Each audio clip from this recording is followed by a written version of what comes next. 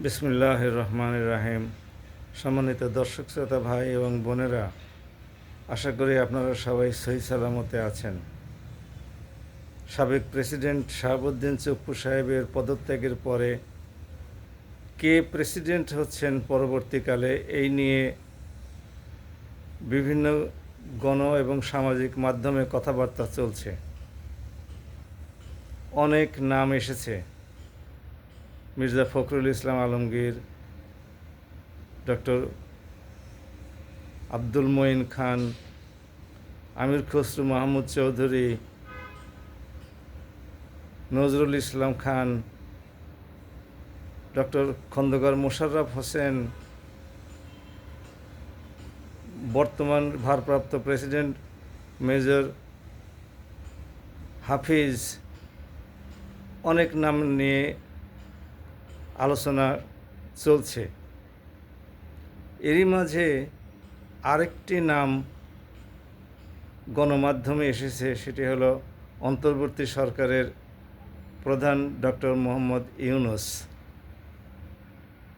Doctor Mohammad Yunus যদি প্রেসিডেন্টের পদ গ্রহণ করেন, নিঃসন্দেহে সেটা বাংলাদেশের জন্য হবে কল্যাণকর এবং কাঙ্ক্ষিত একজন প্রেসিডেন্ট।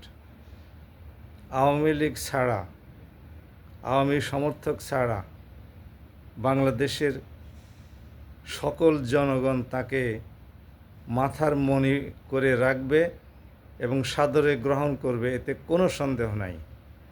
বিশেষ করে বিএনপি এবং জামাতের মতো সরকারি, যথাক্রমে সরকারি এবং বিরোধী দল তাকে স্বাগত জানাবে। কিন্তু আমরা ডক্টর মোহাম্মদ ইউনূসকে অনুরোধ করব, তিনি যেন বিএনপি সরকারের আমলে প্রেসিডেন্টের পদ গ্রহণ না করেন। কারণ ২৪-এর গণ অভ্যুত্থানের পরে যে অন্তর্বর্তী সরকারের প্রধান উনি হয়েছিলেন, তার আমলে যত সমস্যার সৃষ্টি করা হয়েছে সবগুলো বিএনপির মাধ্যমে।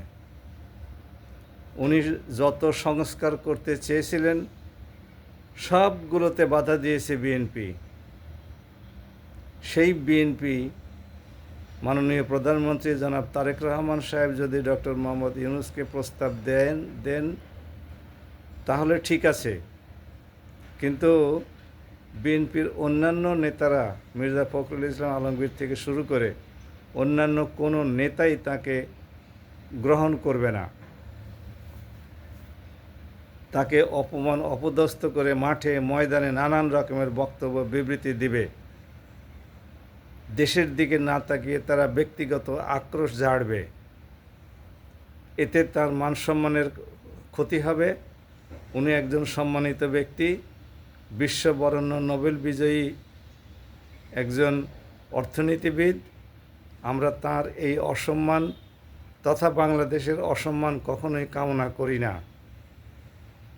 আমরা জানি ডক্টর মোহাম্মদ ইউনূস যদি প্রেসিডেন্টের দায়িত্ব গ্রহণ করেন এবং তাকে যদি কিছু কাজ করার ক্ষমতা অর্পণ করা হয়, তাহলে দেশে বৈদেশিক বিনিয়োগ আসবে, শিল্পায়ন সংগঠিত হবে, আমাদের প্রস্তুতকৃত গার্মেন্টস গুডস বিদেশে রপ্তানি বৃদ্ধি পাবে।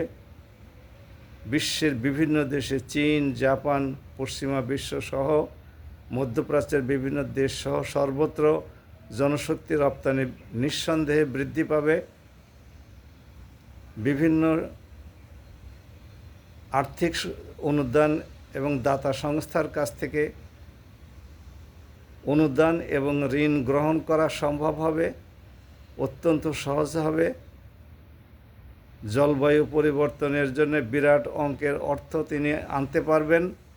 সবই ঠিক আছে, কিন্তু সব ছাপিয়ে তার এই উত্থানের পিছনে যে ব্যক্তিগত আক্রোশ, এইটাকে বিএনপির নেতৃবৃন্দ কখনোই ধামাচাপা দিয়ে রাখতে পারবে না। ক্ষণে ক্ষণে তাকে অপমান অপদস্থ করে নানান রকমের বক্তব্য দেবে এবং তাদের উস্কানিতে কিছু কিছু ইউটিউবার, কিছু কিছু টিভি টক স্টে যারা অংশগ্রহণ করে, তারা সাংবাদিক বা সাংঘাতিক যাই বলি না কেন, এই সমস্ত ঠোঁটকাটা ব্যক্তিবর্গ তাকে নানানভাবে মানসিকভাবে লাঞ্ছিত করবে। ওনার এখন যে বয়স, তাতে কোনো রকমের মানসিক লাঞ্ছনা সহ্য করার মতো অবস্থা তার নাই। বিশ্ব দরবারে তার সম্মান অক্ষুণ্ণ আছে, অক্ষুণ্ণ থাকুক। আমরা এই আশা করেই ওনাকে পুনরায় অনুরোধ করছি, বিএনপি সরকারের আমলে যেন উনি প্রেসিডেন্টের পদ গ্রহণ না করেন। ডক্টর মোহাম্মদ ইউনূস আমার এই বক্তব্য শুনবেন কিনা আমি জানি না। যদি এমন কেউ শুনে থাকেন যাদের ডক্টর ইউনূস সাহেবের কাছে অ্যাক্সেস আছে, এরকম ব্যক্তিবর্গ আমার বক্তব্যটা তার কাছে উপস্থাপন করলে আমার এই ভিডিও করাটা সার্থক হবে। আমরা চাই বাংলাদেশ সামনের দিকে এগিয়ে যাক, কাজেই উনিও চান বাংলাদেশের সর্বোচ্চ উন্নতি এবং কল্যাণ সমৃদ্ধি। কাজেই সেই লক্ষ্যেই বিএনপি তার নিজস্ব লোক দিয়ে প্রেসিডেন্ট বানাক এবং দেশ চালাক। ডক্টর মোহাম্মদ ইউনূসের এ বিষয়ে জড়িত হওয়া ঠিক হবে না, এটাই আমার ব্যক্তিগত ধারণা। যদি আপনাদের কারো কোনো দ্বিমত থাকে আপনারা প্রকাশ করতে পারেন। আমার এই চ্যানেলটির নাম ডক্টর আতাউরস অ্যানালিসিস। আপনারা সাবস্ক্রাইব করুন এবং পাশে থাকা বেল আইকনটি ক্লিক করুন, তাহলে আমার ভিডিওগুলো আপনারা জানতে পারবেন। সবাই ভালো থাকুন। আসসালামু আলাইকুম ওয়া রাহমাতুল্লাহ। বাংলাদেশ জিন্দাবাদ।